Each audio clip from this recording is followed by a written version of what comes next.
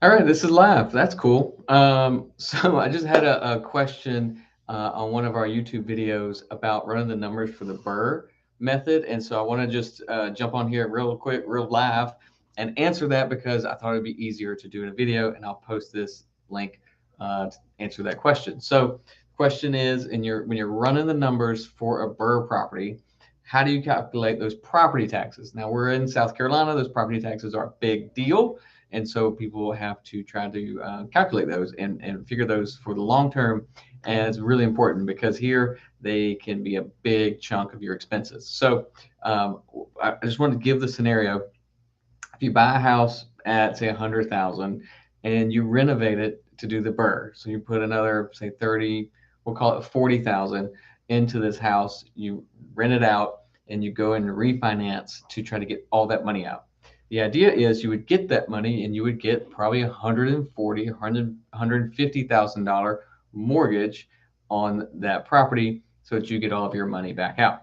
Now, what happens is when you buy it for 100, that's that will trigger the assessor to reevaluate the property value and the property tax amount. So not very often that they're going to go down. If that house was already valued at say 150 in their books, they're probably not going to knock it down to 100 unless you go ask them to do that. Well, so it'll just probably stay the same. But if it was less than 100, say it was 50,000 for whatever reason in the assessor's book, most likely it's going to jump to 100 within that year. Now, what can happen and what has happened to us is that if you go and BRRRR and you do a refi in that same year before the assessor has gone back and evaluated for that first sale, what the assessor usually does is they go and pull the records. They can see the deeds and they can see mortgages on property. Well, they may go back and look and say, okay, well, this guy bought it for 100, but then he refied it at 150. Well, then the property's worth at least 150, or he may even, estimate a little bit higher.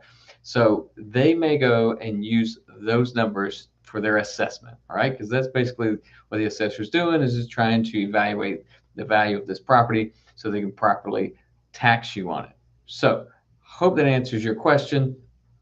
When we buy it, if we would like to go with that 100,000 and hope that it stays there, but what I'm going to do is when I know that the real value, the ARV of that house, when I'm going to go and refi out to do my BRRRR, I'm going to run my numbers on that final value because you don't know when or if the assessor is going to creep it up to that final value. So you might as well prepare and be ready to pay those taxes and make sure that property still cash flows with the full value taxed. All right. I hope that makes sense. And I look forward to seeing you soon at REI Live. Bye.